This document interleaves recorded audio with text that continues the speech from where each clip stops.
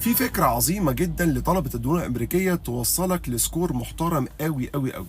الفكرة دي احنا طبقناها على كثير من طلبة الدول الأمريكية ولقت نجاح بشكل رهيب قوي. فكرة الأوبن بوفيه، ايه بقى فكرة الأوبن بوفيه دي؟ اتسألت عليها كتير جدا، بس تعالى اقولها لكم في فيديو محترم.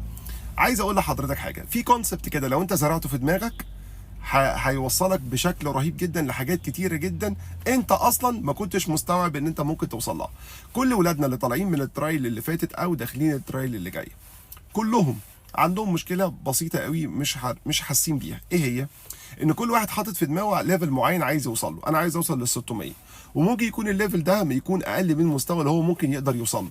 فبالتالي بيبقى عندك مشكله انك اول ما تجيب السكور اللي انت عايزه، جبت 600 جبت 650 جبت 700، بتبقى فرحان بالسكور ده وما بتخش محاولات تانية. عايز اقول لحضرتك حاجه، انا وجهه نظري فكره الاوبن بوفيه هي دايما ديبند على ان حضرتك توصل لاقصى حاجه تقدر تجيبها في الامتحانات.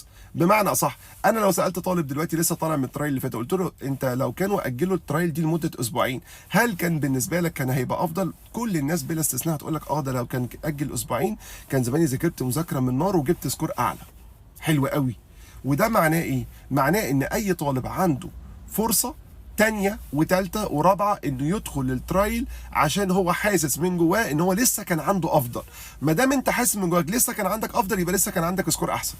فبالتالي وجهة نظري، لو انت داخل وانت حاسس من جواك ان انت لسه في سكور اعلى ممكن تجيبه، فنصيحة ادخل تاني عشان توصل للسكور اللي انت عايزه. وانس انك جبت السكور اعلى من متوقع، ده شيء كويس جدا، حلو قوي. ده معناه هيبقى عندك فرايتيز كتيره جدا من الكليات تختار زي ما انت عاوز. دي اول حاجه. الحاجه الثانيه، انت لو دخلت الكليه اللي انت عايزها اللي هي السكور بتاعها كان اقل من السكور اللي انت جبته، ساعتها اللي بيقسموا جوه الكليات بيقسموها شرايح.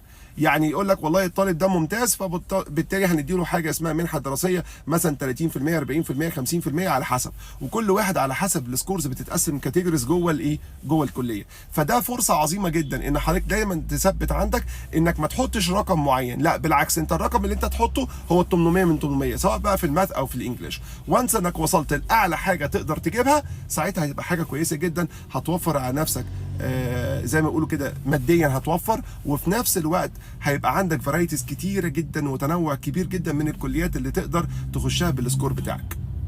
اشوفكم دايما على خير باذن الله. ولو في اي كومنتات ممكن حضرتك تسيبها لي في الكومنتس تحت، وان شاء الله هرد عليها دايركتلي في فيديو خاص كمان لو لقيت ان فعلا تعليق محتاج ان انا ارد عليه. شكرا.